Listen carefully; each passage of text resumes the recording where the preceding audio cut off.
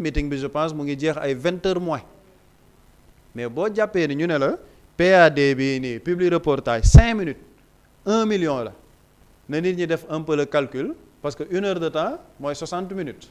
na nit ñi def le calcul bu ñu demee 5 heures de temps ñaata lay coûter te loolu c'est juste à l'échelle de la 2STV maanaam loolu 2STV kese la ñu ne la nag public reportage boobu 2STV teg na TFM teg na grille tarifaire TFM je pense que du nekk lu gën a yomb que bu 2STV te bu 2STV bi sax ñun grille tarifaire 2023 2024 lañ jël donc xëy na en 2025 2026 yokku na ñu ne la 2STV teg na en direct TFM teg na en direct Walfadjri teg na en direct ITV teg na en direct te ñoo ñëpp da nga leen a fay te boolewuma ci les médias digitaux yi nga xamante ni tamit ñu ngi ko doon retransmettre ci seen chaîne YouTube yooyu noonu yëpp da nga fay donc combien d'argent le gars yi dépensé ne serait-ce que pour la retransmission en direct de ce meeting ban question lay soulever mais qu'est-ce qui a financé cette activité politique lan moo xaalis boobu fan la jóge il faut que les gens soient transparents parce que man damaa jàpp ne dañoo war a nekk dans une nouvelle ère de politique jubal jubbante boo xamante ni mbir yi dafa war a leer parti politique yi dañoo war a xam seen financement fu mu jógee te bokk na sax ci réforme yi nga xamante ni ci avant projet de loi yi ci la bokk les partis politiques war nañ waxe seen financement fu Pastef bu ñuy def meeting man ñoom financé ndax Abdourahmane Diouf a ko financé wala Abdoulaye Tine a ko financé wala Cheikh Issa Sall bi ñëw moom moo ko financé les gens veulent avoir des réponses bëgg nañu xam mbir xaalis boobu fan la jóge et principale question bi sénégalais yi di def mooy bu ñu gisee lii nii yëpp seen xel ñu wax ko ñàkk ko wax baa jëluñ suñu xaalisu nag fonds politique yi di ko defee ay meeting yoo xamante ni sax wax dëgg neex yàlla y a un problème pour mu fees parce que boo xoolee meeting bi malgré tout l'argent qui a été déboursé malgré liñ ci def yépp ci xaalis fay chaîne yi terme de nouvelle ère politique surtout venant du président de la République Bassirou Diomaye Faye moom ci conditions yi ñu ko fale ci jaar-jaar bi ñu ko fale ci parti bi mu jógee ñoom ni ñu jaayee sénégalais nit ñu noonu la ñu war a defee politique ni ñu ko fale ñu ñëwaat di gis xeetu pratique yi je pense que c'est une énorme dañuy jàpp ni sax le Sénégal avance à reculons bu ñu defee 2 pas en avant rek dañuy delluwaat 10 pas en arrière parce qu'il y a des questions politiques yoo xamante ni nit ñi dépassé woon nañ ko mais malheureusement on retourne vers un ancien système boo xam ne xaaruñu woon loolu nag avec les images là ils ne pourront pas dire que jënduñu ay nit parce que nit ñi ñoom ñoo ko waxal seen gémmiñ mënuñu wax ni defuñu achat de conscience ci ay bus ak yooyu parce que kii wax nee na moom mooy coordonnateur ci biir coalition boobu t-shirt yi tamit du lu ñu inventé nit ñi ñoo ko gisal seen bopp je crois que les Sénégalais avaient dépassé ça. mu mel ni la woon ba tey rek dafay mel ni wënneegut buri yëf yi ñoo ko gisandoo mais tey par rapport ak li ñu fi Pape Samba leeralal lépp li ñuy njortu que ni dépassé nañ ko ci meeting bi ci ay koppar est-ce que c'est le moment ak jamono ji nga xamante ni fii réew mi toll mais ña fa teew ak ñi leen fi indi tamit est-ce que am na lenn. def nga say ñaari mandat est-ce que war nañ la sag waruñu la sagal. sargal day fekk nga def le devoir accompli ba pare ñu soog laa sargal donc même le titrage même de cette cérémonie dañ ko faussé c'est très tôt de parler de sargal début bi dañ ne bilan on peut faire benn mi-bilan parce que mën nañu présent mi ngi ci mi-mandat mais est-ce que ce jour bi gis nga fa projection ñu ne telle initiative c'est le président qui l'a créé ci coalition yawoon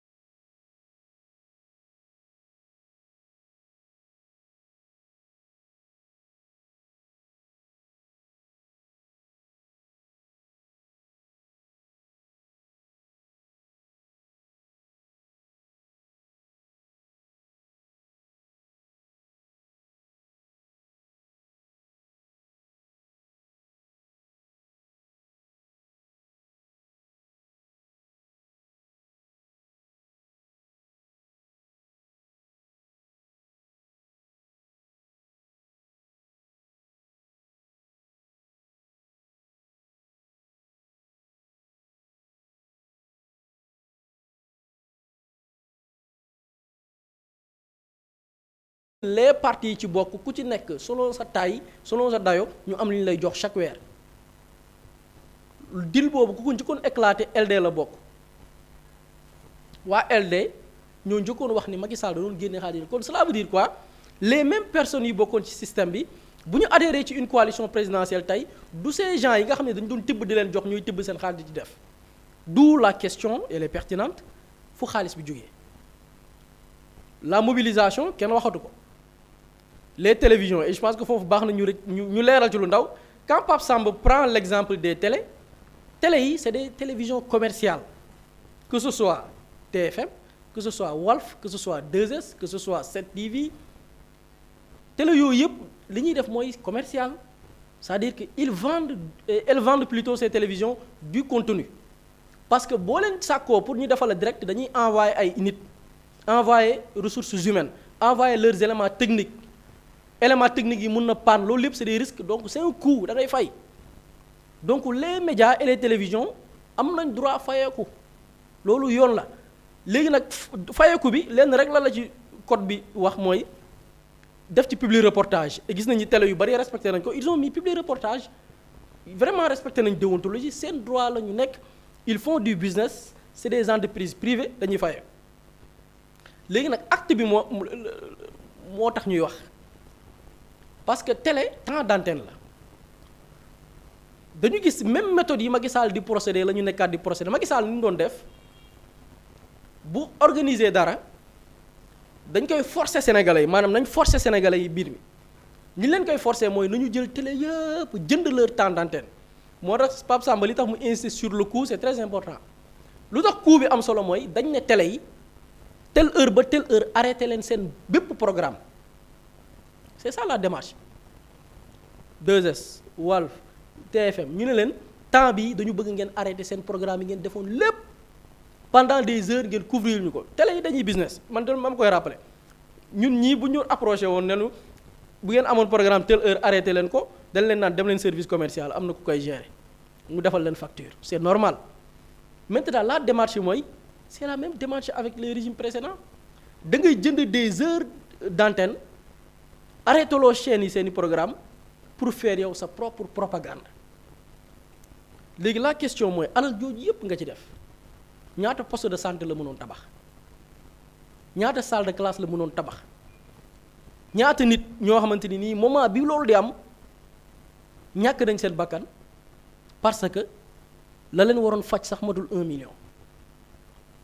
et pourquoi nit ñi di interroger wu bu leeru nit ñi c'est un parti politique ou bien une coalition boo xam ne nit ñi ñoo génn di cotiser on pouvait comprendre mais dañu gis ni les coalitions yi nekk au pouvoir elles sont toujours entretenues par nos deniers l'exemple c'est l'exemple de Macky Sall moo tax Sénégal di laaj alal ji fu mu jógee parce que ce qui est sûr mooy la fa tuuru ci alal bari na beneen bi nag du ma ci attardé Pape Samba wax na ko muy la démarche c'est-à-dire que le président dama ko déglu le 2 mai bi mu defee discours am dafa insister trop sur le mot projet le projet dem na sax bari nit ñi nañu bàyyi nit wax ci projet bi te pourtant projet boobu noonu personnification lii mënul weesu lii mooy daj dëpp gi maanaam bu ñuy seet personnification lii mooy daj dëpp gi maanaam jël ay nit def t-shirt pancarte loolu mooy le véritable sens même du mot personnification du pouvoir c'est-à-dire loolu lu muy nduru dafay am incohérence entre le discours d'avant ak l'acte yi bërki démb yi c'est de la pure personnification du pouvoir. mënu ko supporter ci waa Pastef mais ay nitam bu ñu ko defee loolu amul problème pour moi. en fait loolu mooy problème bi avec le président Diomaye parfois lu tax nit ñi duñu comprendre mooy sa démarche parfois nit ñi duñu ko comprendre ndax duñu ko comprendre mooy t'as l'impression même que bañul personnification maa ngi doon wax un jour man ci li ma ko jàngatee le président Diomaye bañul personnification mais personnification bi ci kan lañ ko jagleel. j'ai l'impression que dafa am loo xam ne xëy na peut-être bëggoon na ko ci boppam peut-être amu ko parce que wax na ko pendant 10 ans dafa nekk ci ndoddu ki nga xamante ni nii mooy Ousmane Sonko peut-être il avait soif tey benn am na ku ma seetaan ku koy wax sax benn jour mu ne boo leen seetloo même Diomaye bi mu tëddee kaso déggul kenn ku naan Diomaye namm nañ la Diomaye namm nañ la peut-être il a soif que ñu koy kañ ñu koy tudd di ko fësal peut-être dina am parce que nit ku nekk tey par exemple y a des gens yoo xamante ni je te dis yow par exemple mën na yàlla mën na la bindee nga am taalibe loolu am kersa même nit bu lay jéem a defal yenn yi sax di la jéem a mel comme surga da ngay rus da ngay am kersa boobu noonu mais am na ci ñoo xamante ni loolu daf leen di neex am na ñoo xamante ni dañu bëgg nit ku leen di tarbiyu di leen jaamu sa tànk sa dàll ba xawee pënd sa ñëw daw monsieur le président fompal la te boo xoolee même le président ay nit yi nga xamante ni tey ñoom la gën a jox respect ce genre nit yooyu la seet loolu le président xoolal ci biir gouvernement bi ñi mu gën a jox cër mooy genre nit ñu mel ni ñu koy dungur ñu mel ni ñu koy jaamu des gens yoo xamante nii ñenn ñi ñu yaakaaroon ay espoir politique lañ tey ñu nekk en transformé en MC en microcentral tàggkatu président t'as l'impression que président dafa bëgg loolu ci lu koy nourrir et malheureusement les politiciens professionnels ci loolu lañ ko nar a naxee gis nga ñun yii ñuy def nii on est sûr et certain que le message passe jusqu'à la présidence et le président wax na ni ñu ngi koy remonter ay message dina yegg ci ñoom ces gens là defuñ lu dul di ko nax xam nañ ne am na lenn loo xam ni daf ko soxla muy kañ yaay diw mbooloo mi yow la bëgg na loolu ñi ko bëgg a nax ci politique di ko jaare foofu noonu ñoom malheureusement loolu bu fekkee dafa primé wu ci nit dem ba ëpp dayo loolu dafay jël le dessus par rapport aux intérêts du pays loolu dafay dem ba sut les intérêts du pays parce que ki lay tarbiyu nga am benn sentiment de redevabilité boo koy jox kooku même bu defee njombe tu cherches à le protéger parce que tu penses que nit ki daf ma wekk man j'ai l'impression man dama gëm ni président bañul personnification man li ma wér te wóor mooy le président de la République bu amoon la même popularité que Ousmane Sonko du ko bañ bu ko bëggul woon bu ko ay nit ne dañ lay organiser meeting pour sargal la dafay bañ ay nit le président il a validé wax na ni moom sa bëggoon na ñëw mais dafa nekk ci tànku dem voyager te pourtant le président su ma juumul tey ji suba la dem su ma juumul d'après les événements tey suba. ok démb ci suba dama juum démb ci suba la dem c'est-à-dire que ba ci événement bi muy am mi ngi woon Sénégal